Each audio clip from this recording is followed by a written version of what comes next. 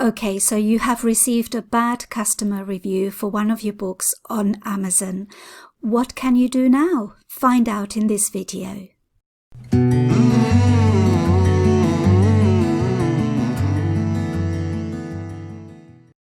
Hi, I'm Nuri Yacobi from thehomeboss.com and welcome to this channel, which is all about helping you to make money online.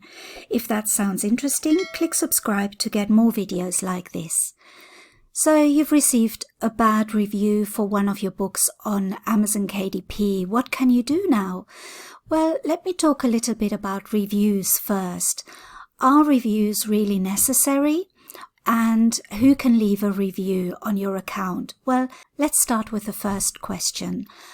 Are reviews really necessary? Well, the short answer is yes, it's good to have a review for your book, because when you look at all the books on Amazon KDP and you see one that has a few reviews, it stands out. So your book stands out by having a few reviews. And the other thing is Amazon ranks your book higher when it receives a few reviews, because Amazon uses that as social proof, and social proof is always good. But I think that when it comes to low content publishing, it's not as important as, for example, for a normal book, for a written book. Written books, they do need reviews, because if you're not a well-known author, then you do need those reviews to give other people proof that your book is worth reading. But when you're doing low-content book publishing, reviews are important. They make your book stand out. They help your book rank higher, but they're not as important, or not so important that you need to worry about it. Can a book sell without any reviews? Of course it can. I have a lot of books that haven't got any reviews and they're still selling, and that is the most important thing. So you don't need reviews to sell books, but if you can get reviews, of course it helps your book rank higher and it helps you get more sales. So who can leave reviews? Well, the worst thing you can do is to leave a review for your own book. First of all, Amazon doesn't allow that. I don't know if it's even possible, but I wouldn't try if I were you, because Amazon has got rules in certain areas, and one of them is when it comes to leaving feedback or leaving reviews. So the other thing you mustn't do is to get your friends and family to leave reviews. I know that a lot of people think, oh, I'll get my friend to leave a review, or I know a family member has left a review and I can't see it on Amazon. What's happened to my review? Amazon knows when it's a friend or a family member that leaves a review. Don't ask me how they know. I really don't know myself, but I know that Amazon has got systems in place to know who is connected to whom on Amazon, and they can easily find out if somebody who leaves a review on your book is a friend or a family member. So don't ask any friends or family members to leave reviews, because that can endanger your account and it's not a good idea. You really just want genuine reviews from customers that have bought your book. What happens when somebody leaves a bad review on one of your books?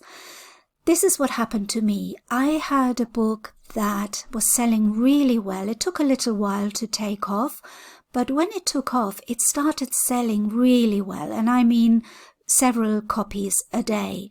And I was really happy about that, because I thought, yes, this is one of those books that suddenly gains traction, suddenly it starts doing really well, and this could be a really good income. And in fact, that book became one of the books that was a big chunk of my income, of my total income. So I received this negative review, and I'm not going to lie, I was very disappointed and I was a bit angry, because the review basically said that the book arrived in bad condition, it had glue all over it, and it wasn't printed correctly. So there's not a lot you can do when you receive a review like that, because we have no way of influencing the printer or the delivery company. So if something arrives and it's broken, it's not really something that we can change or that we can make better. And it's no use asking Amazon to remove the review, because Amazon sees it as the customer's experience, so therefore the review is valid, and they don't often remove reviews. Even if you ask them, it's very unlikely that they're going to do anything about it. You know, after being a little bit sad and angry for a few days, I thought, well, there's nothing I can do about it, so why am I worried? The book was selling really well before the review, but the problem was it suddenly stopped selling. And I don't know whether that was because of the negative review, the 1-star review. It didn't look good. When you go on the page and your book has a 1-star review, it doesn't give the buyer much confidence to buy the book. I was really heartbroken by then, because I thought this was a great little book. It was selling really well, and now the sales have just stopped, and I can't do anything about it. Well, what can you do about it? There is something you can do indirectly, and that is to just concentrate on creating more books and just put it behind you. Just put it to the back of your mind. Don't think about it too much, because if there's nothing you can do about it, then there's really no point in worrying about it. And I'm a great believer in law of attraction, and if you think negatively, you only attract negative things, but if you think positively, you will get positive results. That's the way I always look at things. And so what I did is I just tried to ignore it. And what happened then is that after a few weeks, I started to get positive reviews. And the more reviews I was getting, the less the 1-star review mattered. So now I've got about, I think, 25 reviews, and they're all 5-star reviews except for one. And now it doesn't even look that bad anymore. And I'm happy to say that the book is now selling again the way it was selling in the beginning. There's nothing you can do about a bad review. The best thing is to just put it behind you, move forward, and let the better reviews take over from the bad review. It will happen. It takes time, but it will happen. The best thing to do is to concentrate on new books, make some more books, and just put it behind you, because you will get more reviews, and if they're positive, then they will erase the negative review. They will just not matter anymore. So I give you a little bit of an example. This book here, for example, Daily Gratitude Journal, has 450 ratings. So this looks pretty good. When you look at it as a buyer, you think, wow, this has got really good ratings. I can tell you now, they're not all 5-star ratings, because if you have a look here in the drop down, you can see that 84% are 5-star ratings, but they also have 4-star ratings, 3-star ratings, 2-star ratings, and a 1-star rating. Does this matter?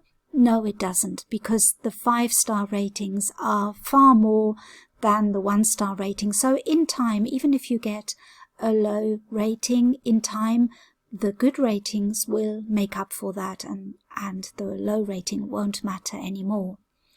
And also what we can do is have a look and see what kind of ratings they have, because this shows what people are like. When people review books, people are all different, and people like different things, and one person might think this book is absolutely fantastic, and the next person probably doesn't like it. And what can you do about it? There's nothing you can do, because people have different tastes.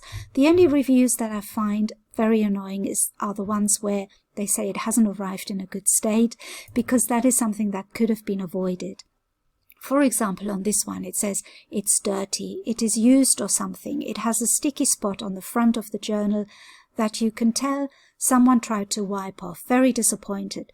Now, I can understand it from the customer's point of view. They are disappointed. They received a book that was dirty, that wasn't in good condition. But as the author of the book, whoever made this book, they must be very disappointed with this, because there's nothing they could do to make this better. So don't let it affect you too much when you get a negative review, because after a while the better reviews will take over and will really make it so that the the negative review doesn't matter anymore. So to sum it all up, reviews are good, but I wouldn't worry too much about them. Let them come when people are ready to leave reviews. Don't chase them, because that's not a good idea with Amazon, and just let them come organically. And in time, your books, when they're selling, they will get reviews, and in time that will make your book even stronger, and it will make more sales for you because it will rank higher for you. So don't chase the reviews, give it time, be patient, and don't get your family or your friends to leave reviews. That's not a good idea. And whatever you do, don't leave your own reviews either. Just be honest and get your reviews organically, and that is the best way to do everything in life, just by being honest and open, and don't do anything that's not completely honest and straightforward.